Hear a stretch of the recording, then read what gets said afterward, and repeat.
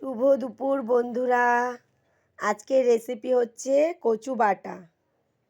দেখো, তার জন্য লাগছে কচু ছোট ছোট করে কাটা, কাঁচা লঙ্কা আর শুকনো লঙ্কা, যে যেরকম ঝাল খেতে পারো। আর তার সাথে তো সর্ষে লাগছেই বাটার জন্য।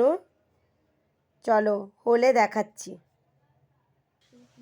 দেখো, কচু বাটা হয়ে গেছে সর্ষে দিয়ে। এবার আমি ওটাকে তেলে দিয়ে তারপর তোমাদেরকে দেখাচ্ছি। কড়াইতে পরিমাণ মতো তেল দিয়ে দিলাম,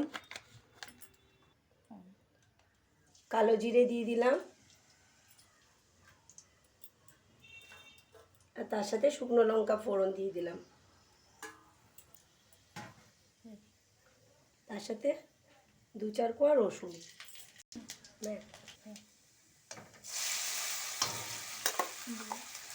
এবার কচু বাটাটা দিয়ে দিলাম,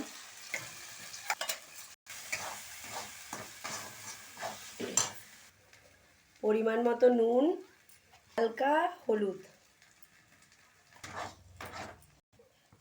চিনি, স্বাদ মতো চিনি।